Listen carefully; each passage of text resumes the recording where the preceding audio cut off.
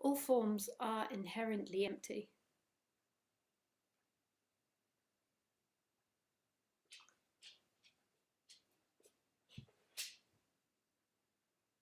There is nothing inside of anything. We think there is something inside of Khaleesi or something inside of me or something separate inside other things in the world, but there is nothing which is inside them. All there is what's happening, and what's happening is perfect stillness and movement simultaneously, is emptiness as form.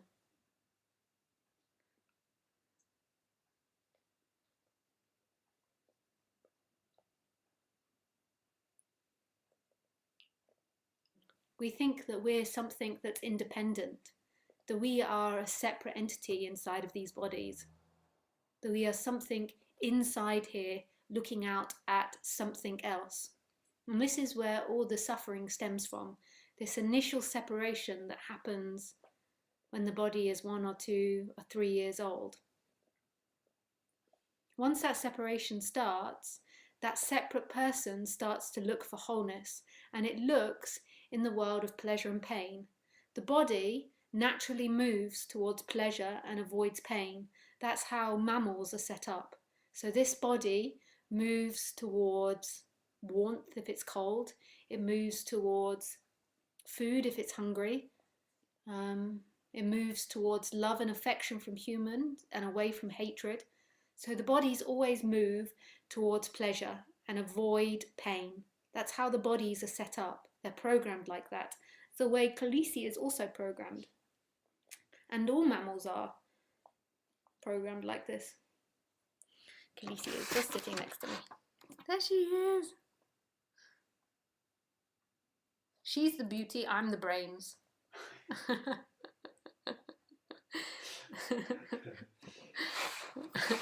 And the separate self, when it begins, so when it starts, when the separation starts, it then takes this moving towards pleasure as completion, and pain is incompletion.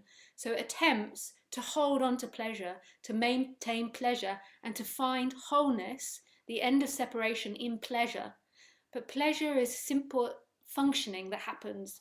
That's the way the body moves. It moves in that direction, but it is in no way going to get you to wholeness. Pleasure is never going to get someone to wholeness, because the someone is what creates the idea of separation. And pleasure is something that comes and goes. It will never be a completion. But our whole society, oh, she's so adorable, I have to show you her.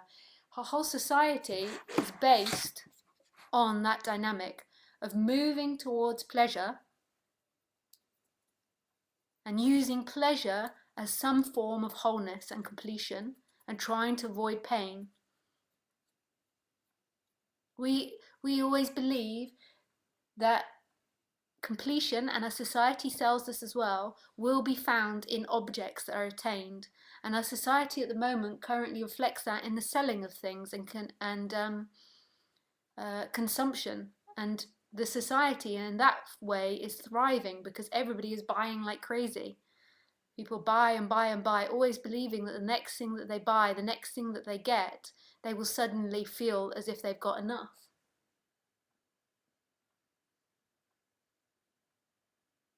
And it's actually making us destroy our planet and destroy our home. And it's making us increasingly unhappy because we have to work so freaking hard in order to buy all these things. And they never do it. They never complete you. In fact, what happens is that seeking gets stronger. It gets even more intense. It's validated that something in the world will complete you, and then it seeks harder and harder and harder, trying to get that. And it can't be got. There's a moment of relief when the pleasure is got. There's a moment when getting the new car, when getting the new dog. Although not Khaleesi. She's a disaster dog. Or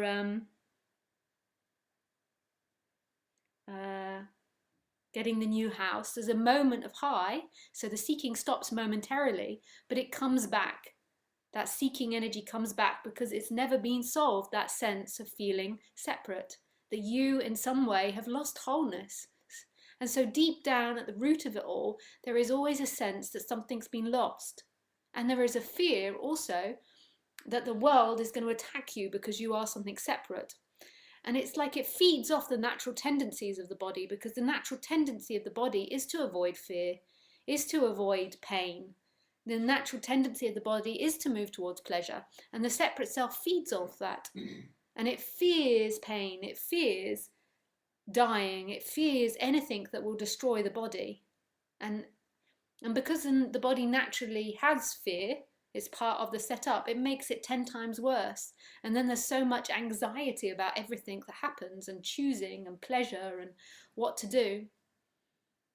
And then as the body gets older and older, it lives more and more in a mental reality, and it lives more and more in thinking. And this thinking gets intense.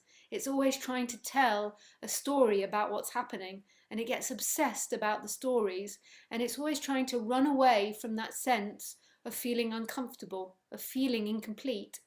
So it gets lost in storyline land of trying to be better than your neighbor, trying to stop someone saying something, in petty things, in anxiety, in fear, righteousness, envy, jealousy.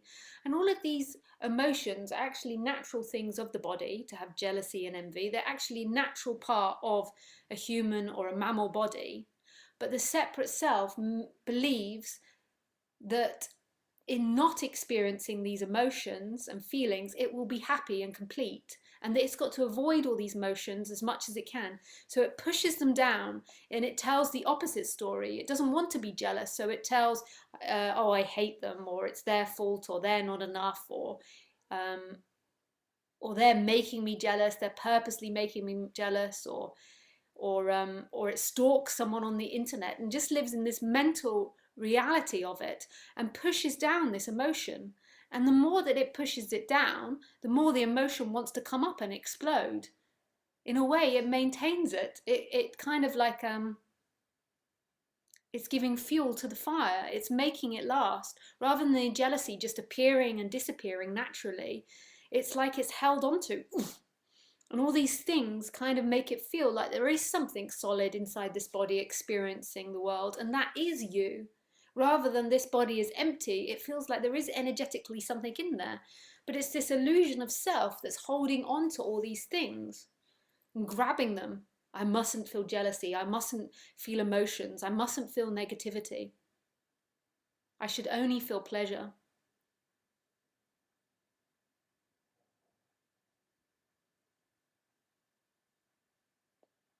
And it always wants to be something else than it is. So it listens to non-duality and suddenly it wants to be enlightened. So it's constantly looking for where it's enlightened. It's constantly looking for the path to enlightenment, and then how it is enlightened or how it isn't enlightened. And it's constantly evaluating everything. And it doesn't want to not be enlightened. So if it shows any unenlightened emotions, it pushes them away or tries to sit in awareness to not feel them again, doing the same game, believing that there is somebody separate having an experience. It gets in such a tangle. It gets so tangled up. And then people begin to do really bizarre things, like living in this society is a bizarre thing.